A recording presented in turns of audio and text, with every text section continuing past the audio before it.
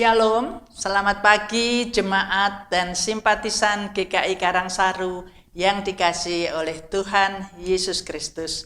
Salam sehat dan bahagia untuk kita semua. Berjumpa lagi pada pagi ini dalam program Hikmat Pagi Selasa 29 Agustus 2023. Perenungan firman kita pada pagi ini akan disampaikan oleh Ibu Betty Octavia Adriani. Mari Bapak Ibu, sebelum kita mendengarkan firman Tuhan, kita terlebih dahulu berdoa mohon hikmat Tuhan. Allah Bapa kami yang bertahta di dalam kerajaan surga, kami datang pada pagi hari ini Tuhan mengucapkan syukur dan terima kasih untuk penyertaan Tuhan, di mana kami boleh beristirahat semalam dan pagi ini boleh bangun dengan badan yang sehat dan segar. Terima kasih Bapak untuk hari ini yang sudah Tuhan sediakan buat kami. Sebelum kami menjalani hari kami Tuhan, biarlah kami boleh merenungkan sejenak akan kebenaran firman-Mu. Biarlah Tuhan bukakan hati kami, sehingga kami boleh menerima kebenaran firman-Mu untuk pegangan hidup kami. Terima kasih ya Bapa, di dalam nama Tuhan kami Yesus Kristus, kami naikkan doa ini. Amin. Tema hikmat pagi hari ini, eklesia sama dengan jemaat, sama dengan gereja. Diambil dari Matius 16 ayat 13 sampai 20. Mari tanpa mengabaikan ayat yang lain, kita fokus pada ayat yang ke-17 sampai yang ke-19 yang berbunyi demikian. Kata Yesus kepadanya, "Berbahagialah engkau Simon bin Yunus, sebab bukan manusia yang menyatakan itu kepadamu, melainkan Bapa-Ku yang di surga. Dan aku pun berkata kepadamu, engkau adalah Petrus, dan di atas batu karang ini aku akan mendirikan jemaatku, dan alam maut tidak akan menguasainya. Kepadamu akan kuberikan kunci kerajaan surga. Apa yang kau ikat di dunia ini akan terikat di surga, dan apa yang kau lepaskan di dunia ini akan terlepas di surga." Demikian firman Tuhan, syukur kepada Allah. Ibu Bapak yang dikasihi Tuhan Yesus Kristus, kata gereja tidak akan kita temukan dalam Alkitab, karena kata ini sesungguhnya merupakan istilah dari kata jemaat yang khas Perjanjian Baru. Kata jemaat sendiri sejatinya merupakan terjemahan dari kata Yunani eklesia yang kerap dipakai sebanyak 114 kali oleh para penulis Perjanjian Baru.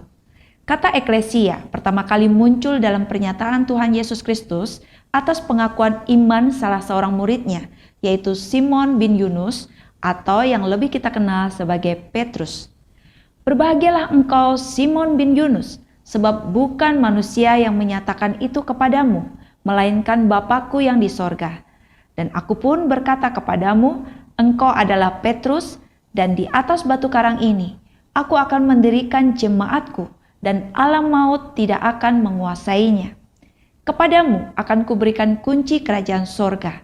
Apa yang kau ikat di dunia ini akan terikat di sorga, dan apa yang kau lepaskan di dunia ini akan terlepas di sorga." Kita bisa melihat di dalam ayat 17 sampai ayat 19. Kata jemaat dalam frasa "aku akan mendirikan jemaatku", inilah yang kemudian kita kenal sebagai gereja. Lembaga Alkitab Indonesia atau LAI di dalam Alkitab Terjemahan Baru nampaknya lebih suka menerjemahkan eklesia menjadi jemaat ketimbang menerjemahkannya sebagai gereja. Hal ini selaras dengan pengertian populer kata eklesia yang berlaku pada zaman Perjanjian Baru, yaitu dewan, pertemuan, perkumpulan publik.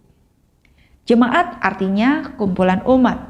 Jemaat juga berarti pertemuan umat yang akan beribadah.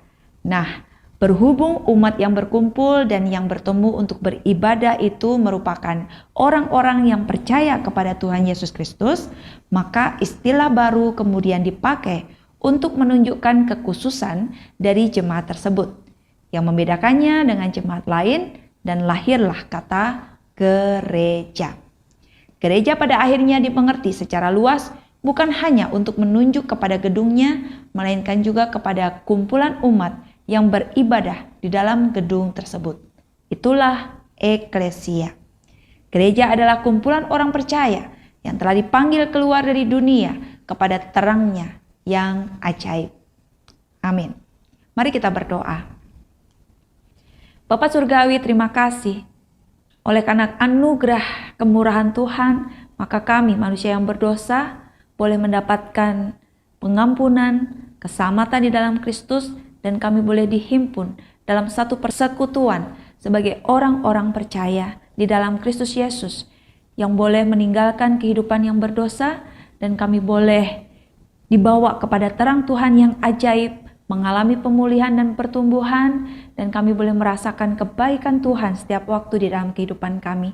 Terima kasih Tuhan sudah mengumpulkan kami sebagai gereja Tuhan, dan Yesus Kristus adalah kepala gereja yang akan memimpin kami untuk hidup dalam perkenan-Mu.